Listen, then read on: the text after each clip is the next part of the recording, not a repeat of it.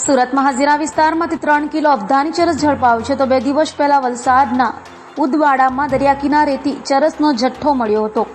હાલ પોલીસે તપાસ શરૂ કરી છે। કરોડોના અફઘાની ચરસને લઈ એસઓજીના ડીસીપીએ માહિતી આપી હતી।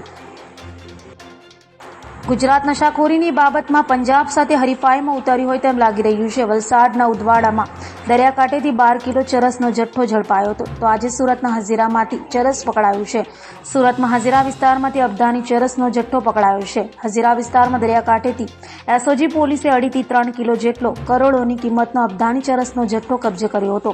1.87 કરોડના હાઈ પ્યુરિટી અફઘાની ચરસનો જથ્થો મળી આવતા સુરત દરિયાઈ માર્ગે થતા ડ્રગ્સ સ્મગલિંગના રેકેટનો પર્દાફાશ થયો છે। આ અંગે સુરત એસઓજીના ડીસીપીએ વધુ માહિતી આપી હતી।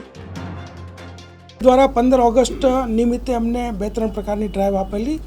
એમાં હોટલ ચેકિંગ, પછી વિવિધ સ્થળે જે શંકાસ્પદ સ્થળો છે ત્યાં ડ્રગ્સનું વેચાણ થતું હોય તો એવા સ્થળોનું ચેકિંગ તથા જે દરિયા કિનારે પણ ઘણી વખત અગાઉ ભૂતકાળમાં 2023માં અને એમ અફઘાની ચરસ પકડાઈ તો એની ડ્રાઈવ પણ ચાલતી હતી।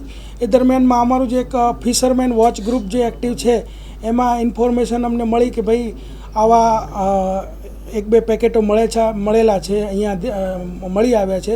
તો હજીરા મરીન અને એસઓજી બંને ત્યાં સર્ચ કરતાં અમને 3 કિલો અને 754 ગ્રામ અફઘાની ચરસ જેની કિંમત ઇન્ટરનેશનલ ભાવ મુજબ 1,87,70,000 રૂપિયા થાય છે।